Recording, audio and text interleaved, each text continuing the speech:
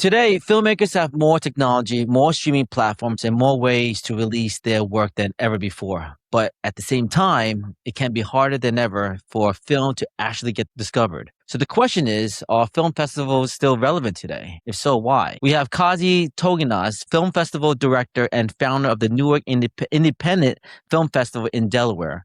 And we have our co-host, filmmaker, acquisition director at Sutudu TV, Liz Sanchez. So before we start, I need you to hit that like button, that subscribe button, and also you can catch the whole entire episode on Sutudu TV.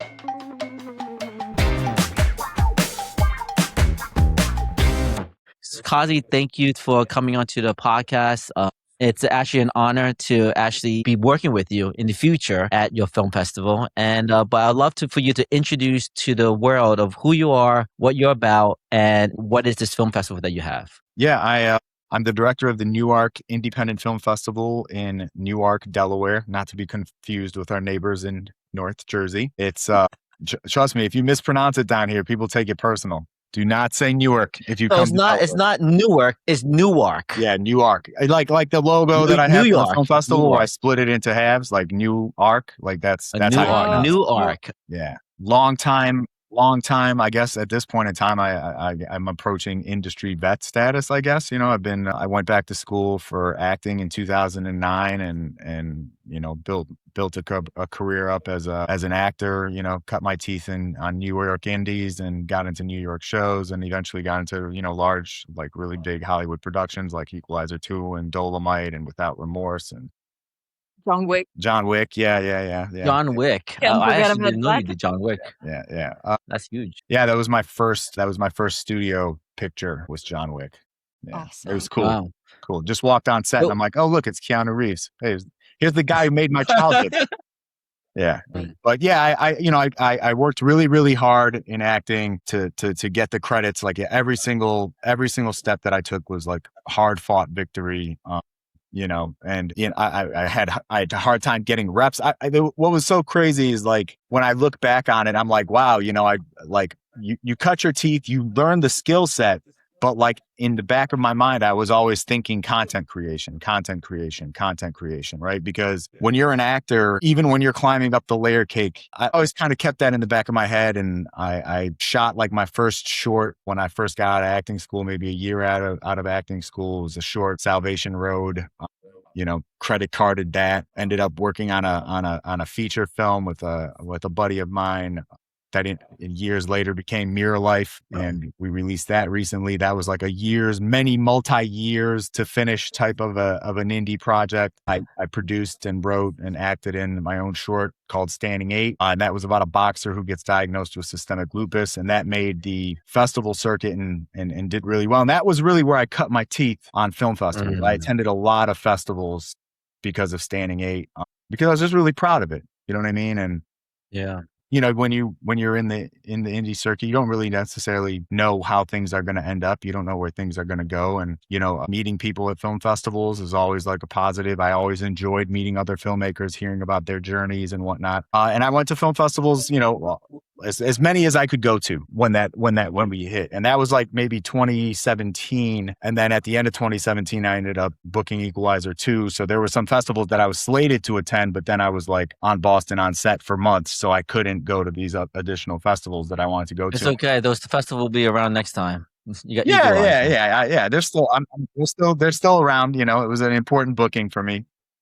Mm-hmm. But I always enjoyed the experience. Seeing your work on the big screen, especially if some of the festivals actually get really good screening venues. I was fortunate enough to pretty much every festival that I did attend, had a nice screening venue, either a proper movie theater or, theater type situation, not like, so it was a really great experience. And it kind of always stayed in the back of my head. Like, I'd really like to start a film festival one day, like, just to celebrate people's accomplishments, right? Because when you're submitting to indie film festivals, when you finish that product as like an indie filmmaker, you fought the fight. You know what I'm saying? Yeah. You fought the fight. Even as making a studio film, obviously it's not easy, but the resources are different, right? Like when you have money, that means resources. When you don't have money, you have to You have to get super creative. And why you start your festival? when? So, the entertainment industry went, I'm sure people that listen to the podcast know, or maybe they don't know. So like give them a little background. Like after the pandemic, like the entertainment industry went through some like serious upheaval. Like 2021, a lot of SAG actors don't talk about it. There was a cut in residuals, basically turning, like a substantial cut in residuals that basically turned acting into a hobby for a lot of working actors. A lot of people didn't want to come out and talk about that, but it did happen.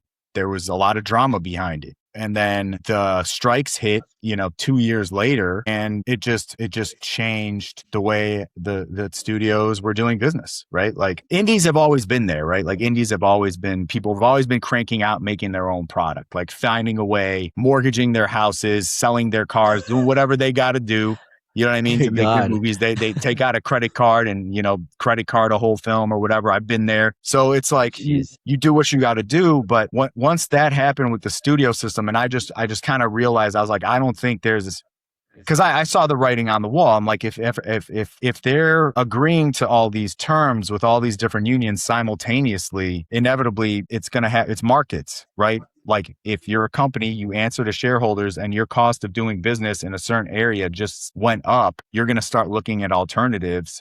And that's what happened. So the US started losing production to other countries, the tax credits, the incentives, and then if you're going to go shoot in another country, you have to, in order to get that tax incentive, you have to hire the local hires, right? You got to hire local crew, you got to hire local cast. That's why you're seeing like a couple of like Hollywood stars, as the leads, but then everybody else is getting hired, local talent. And I saw this happening, and I was just like, you know what, like, and then like a lot of studio stuff, like sequels of everything, oversaturating the market, and you see audiences kind of starting to like, drop off, not going to the theater as much, and all these things are happening. And I was like, I think now's the time to do the festival, like to really celebrate the art, like because like the business, right? The business of filmmaking and entertainment has gone through this massive upheaval. Like it's like when you start dealing with this, you kind of go back to the core, go back to the OG, go back to like the original, the feel, the art of it, like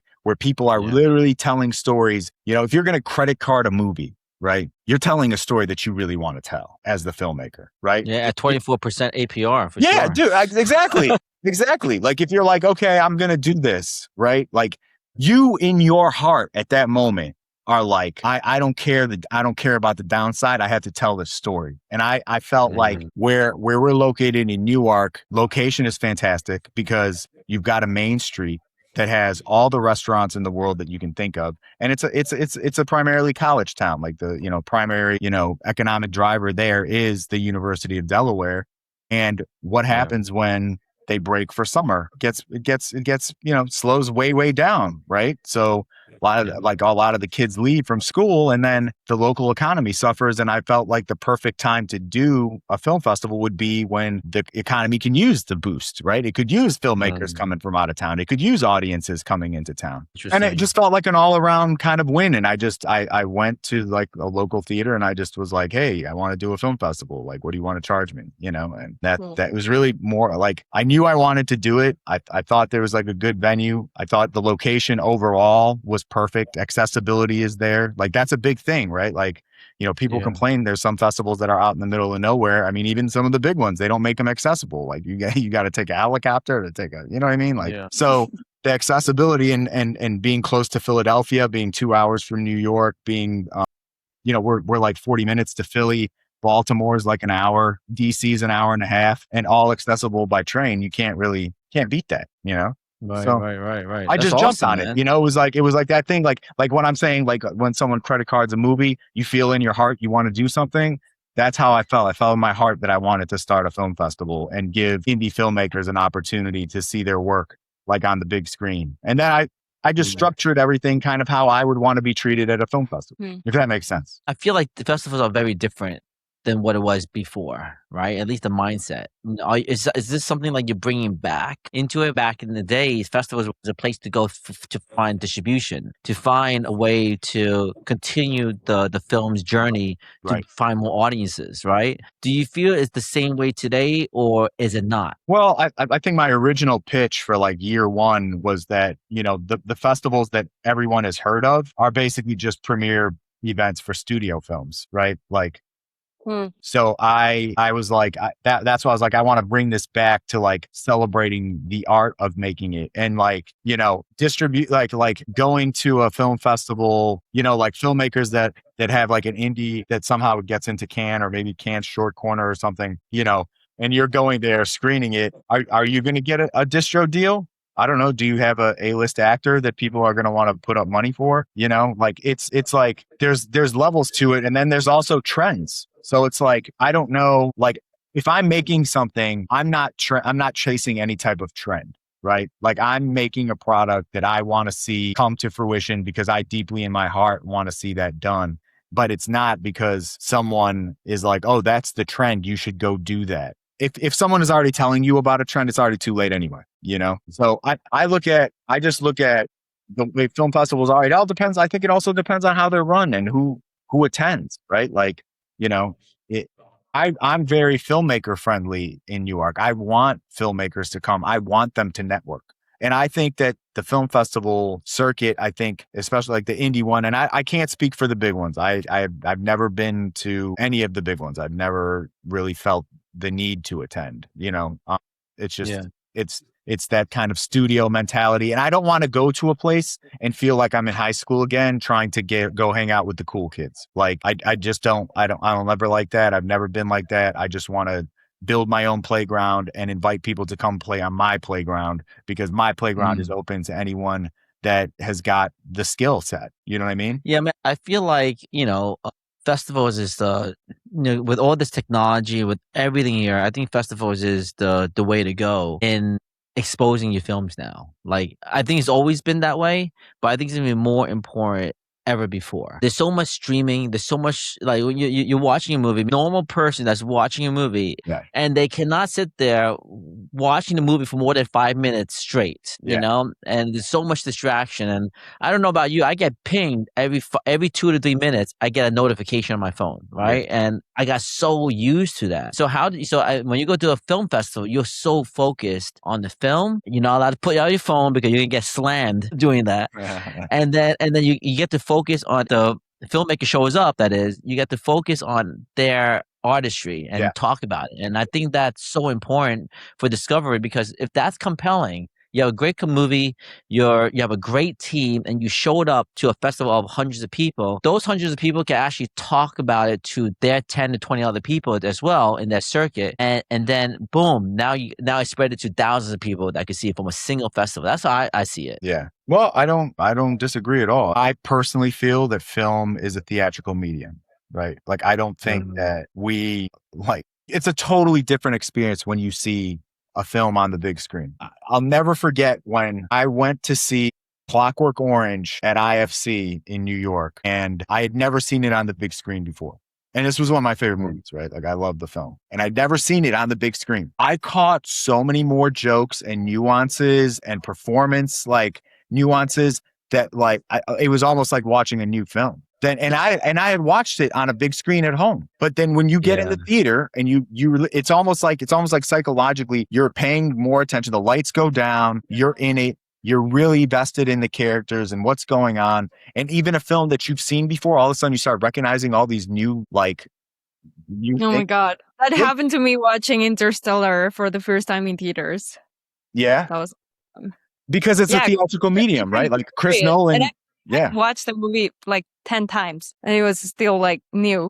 Yeah, because it's that, like, Nolan didn't make it for you to watch it on a TV, right? Like, he made it for you to get into a theater, like a 200-seat theater, lights go down, those credits roll, you feel the buzz from the speakers rumble the seat, and you're like, I'm in it. Right. And it creates a completely different experience. It's not like immersive, like in the sense of like you're doing some kind of RPG or something, but like you become immersed in the story because you have to put down your daily life. I mean, obviously you're going to always have some dick who like pulls out his phone in the middle of a movie and decides to like, unfortunately that's the world we live in. But like if you go off peak one day, or you know what I mean? Like, and you go see a movie on like like on a Monday, like randomly, you're probably going to have like a nice, relatively private screening, and you're going to be able to really enjoy it and take it in and just feel it different. And I think that's what film is, right? Like that's why film festivals work, because it's an escape. Like the world sucks. You know what I mean? Yeah. Like a lot of things suck. Like things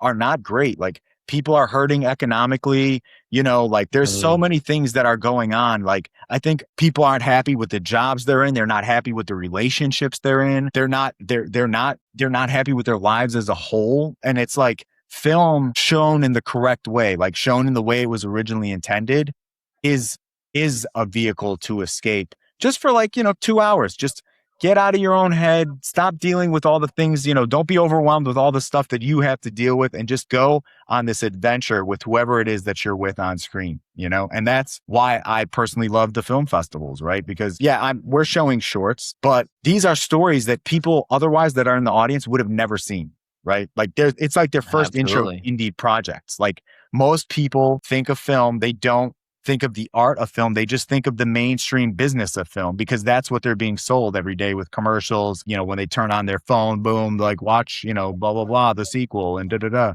So when they come to the theater and they get to immerse themselves in someone's a very personal story, right? Because like indie films and indie shorts typically are deeply personal to the creator, to like the director and writer. Right? Very different experience. Like I've seen shorts that have I've seen people crying off like a 10-minute short, like bawling their faces off a 10-minute short. Yeah. Like that could happen. I mean, that happens in commercials makes you cry in 30 seconds, Yeah. And so if you do it right. So tell me about your festival. What is it that people, viewers should expect, when they come to your film festival? What kind of experience are you giving them? I preface it like it's like going to a museum, because every block of films we've curated it. I don't want anyone just coming, like a lot of film festivals just break it up into different genres. Nah. You're coming for the ride. Like if you want to come to our festival, you're going for the ride. And you're going to see genres that you normally wouldn't see. And you're going to watch stories about people that you wouldn't have any interest in watching. And that's why I mix it all up. So we've got, you might have a horror thing, might have a comedy thing, might have a couple of dramas, might have a doc, you know what I mean? Might have an art house piece. It just takes the viewer, like, cause they'll read the description, but we got like 1-sentence descriptions. And I drop trailers for all the blocks so you can kind of get a visual representation of what's going to be happening. But I just want people to just go for the ride that the filmmaker originally intended for the audience. And just as like when you walk through the museum, right? You go to the MoMA, you go to Guggenheim, you're probably going to walk past one thing and you're like, yo, how did they do that? That is an amazing painting. That like, I respect that. And then you go to the next one and you're like, that looks terrible. Why did anyone do that? Right. And I want that reaction. You know what I mean? You want people to feel a certain type of way. Like you want people to react to it. But to me, I always preface before the block, I'm like, hey, the filmmaker is probably here. So like, if you didn't like something, just wait till you get in your car and start bitching about it. I think part of the human existence and part of like synergy as a whole, as a human race, is having to experience other people's stories, right? If people can empathize better, like we would all function better. But the problem is like people get stuck on these things. They get fed the same thing over and over again, right? That's the algorithm's designed to keep feeding you the same thing that it thinks you're interested in. So people end up getting stuck in these little bubbles. And like when you come to the film festival, to me, I'm like, just the fact that you're stepping in, you're challenging your bubble. If you're coming to the film festival audience member, right? And it's gonna take that bubble and it's gonna rock it. Because you will watch something that you guaranteed would have never had any interest in watching. But because you're there and you're on the roller coaster, you know what I mean? It's like, okay, there's the up part, then there's the drop. Maybe you hate the drops. They make you feel queasy, but you like when it goes on. It's like you're building your story in the physical location with stories. Yes. That's what it sounds like. Yeah. Right. Yeah. Hey, Liz, question for you, Liz. For those that don't know, Liz is acquisition, and she's all about going to markets and looking for films and But my question, Which Liz, is are great. do you go to the festivals to look for movies, or is it straight going to straight big markets? Do you mean to acquire a movie? I mean, Yeah. I enjoy the experience of just purely watching a film, regardless of me being able to acquire it. When I went to Yeah. Cannes, I feel like I watched so many movies that I could never possibly acquire, but I like doing market research because I feel like what festivals have is that you see trends at the very early stages. You know, you see horror coming, you see the substance, I don't know, obsession. So I feel like that's the coolest part as someone who's acquiring content, that you get to see the trends before they become trends. That's like pretty I cool. see. I don't know what you think about that, Yeah. Kazy. Have you been able to like see someone or a film and you know he's going to have a really big career or the film is going to do really good? I have been like awestruck by the creativity that I've witnessed. We have a student block this year, and I'm like, these kids are punching so far above their weight in terms of like their storytelling. Like, I'm like, how are you like in college thinking of this? You know what I mean? Like, what I'm seeing is like a resurgence of like of incredibly talented and driven people that are storytellers first. And Wow. they're like, that's what they are, right? They're creators. And they're finding ways to continuously, like, I have like, there's filmmakers that have been back. They're coming back. There's filmmakers that have been in the festival now 3 times because they keep submitting and they're doing something every year, right? They're Wow. staying on that creative path. And the thing that I love the most, Liz, to be honest, is like when I see someone that submitted a film, like, you know, year 1, and the quality was like, yeah, it was okay. You know what I mean? Like story, etc. And then they come in and they submit something new, like on another year, and you can see how they grew. And you're like, oh, Yeah. wow, they really crushed the sound design on this. They didn't have those little, you know what I mean? Like, it's like seeing Yeah. the growth, you know? Like you see, And then when you, that to me is like, I guess that's probably like the pride of like maybe someone like in a teaching field is like seeing a teacher in law school and actually years later you see like, wow. yeah, you know. So I have a That question for leads you. me to another question. I'm sorry. So many filmmakers have this issue with festivals that is really hard to get into, or you need to have a relationship with the festival director. Do you think that's true? Is it true for your festival? Do you build relationships and that like encourages you taking those films That's first? a good question. Yeah, I think for us, you have to hit the quality markers to be considered, period. Right. So the number one reason that we've not accepted films has been sound mix. It's the number one reason. So like we've had stories that were powerful and good, but because the sound mix was Completely distracts you. yeah, was doo-doo. Trash. Just go. I said trash. Yeah, I mean, you know, and then That's and even Khoa's biggest issue with films, It's a right? pet peeve of mine.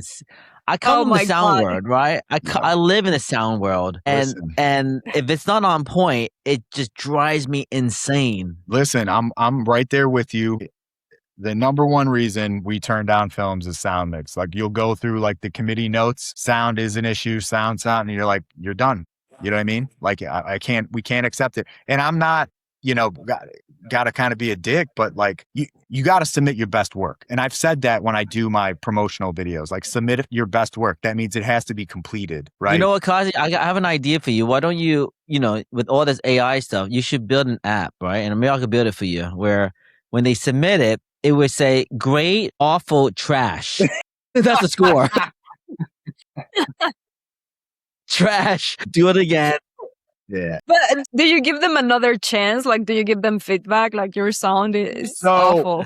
I have reached out to some and said, hey, look, this is a really powerful story. You know, the committee really liked it, but we can't accept it because the sound mix. If you want to get back in there and fix the sound mix, you're free to resubmit next year. We'll even send you a waiver because, we rejected you year 1, but like everyone felt like that, but no one has taken me up on it yet. So they kind of get offended. I mean, when it's like such independent filmmaking is like a really personal level of art because it's so hard to make. So you kind of get really, really emotionally attached to your film. Yes. So criticism is not always good. It is not, does not go over well. But, again, it's like your sound mix doesn't mean that your whole movie was bad. It just means that like, You just need It to means actually hire someone hire that could fix your a sound. professional That's what it mixer. means. Yeah. Just hire a professional sound mixer. And it kind of breaks your heart because like you're like some filmmakers, maybe they just didn't have the money to pay for like a professional mix or, but like for our sound system that we screen at, it's like a 3-channel. So like if you come in with a 5, like Adobe Digital 5.0, a stereo mix is going to sound better. Yeah. Interesting. Yeah. So because it's a 3-channel, it's a performing arts venue. So they have a different kind of setup. I tell people once they've been accepted, hey, we need a 1080p with a stereo sound mix and it'll be fine. Sound. Yeah. I mean, that's good that you could, and a lot of filmmakers should know that you need to have different type of deliverables ready. Yes, 5.1, absolutely. if you're going to go 5.1 type of festival, Yeah. And have then the stereo. I have a really important question because we are running on time. So do you feel as a festival director, owner, founder, do you feel you have a responsibility to help these filmmakers see past the festival after it's over? Let's say you get, you're giving these awards out, you're doing all these amazing things to help them out, right? That's what you're really all about, getting these stories out there. Yeah. Do you feel like after the festival, do you feel like you have to help them, or do you feel like, all right, good luck? In an ideal world, is we create a pipeline to keep helping reach more people. Because if you're getting into my festival, your product is good. You know what I mean? I said this from the very beginning. You're only as strong as the content that you're showing. So like, if that means that like, say we go year 4 and the submissions that we receive aren't hitting the notes, then we show fewer films, and that's fine because I want the quality markers to be there. And I know that's tough, for some people to hear, but it's just what it is, like not everybody gets to win in the game of basketball. There's going to be a winner. There's going to be a loser. It's just, it's the world that when you go in to get hired at a job and there's multiple potential, hirees, right? And they're all getting interviewed and they only got one position. Guess who's going to get it? You know what I mean? Most of the time, it's the most qualified person. Sometimes having relationships or something like that, if you're in the job hiring process, can help. But you still have to go in there and you have to perform. And that's like,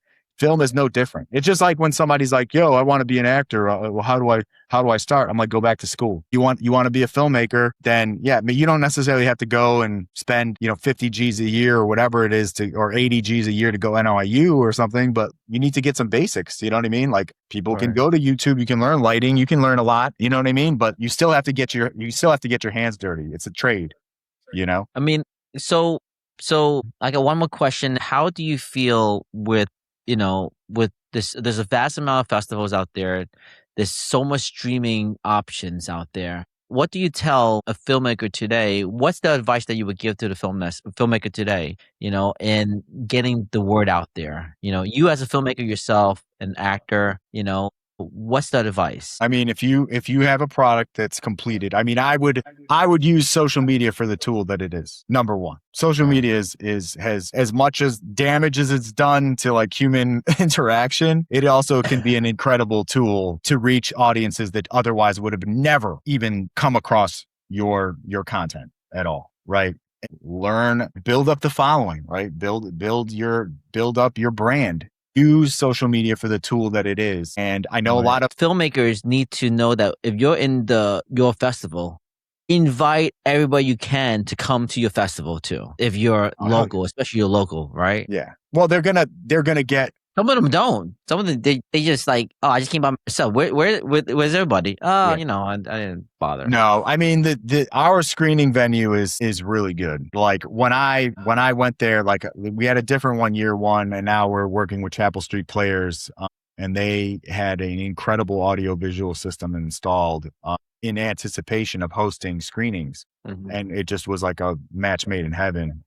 But like the AV system, this is gonna hit like those dramatic moments in the film when it's like boom, right? Your jump scares, everything, because of the quality of the sound system. It's probably going to be one of the best screening venues that they submit to. Not to mention when you add all the other factors in like accessibility and whatnot.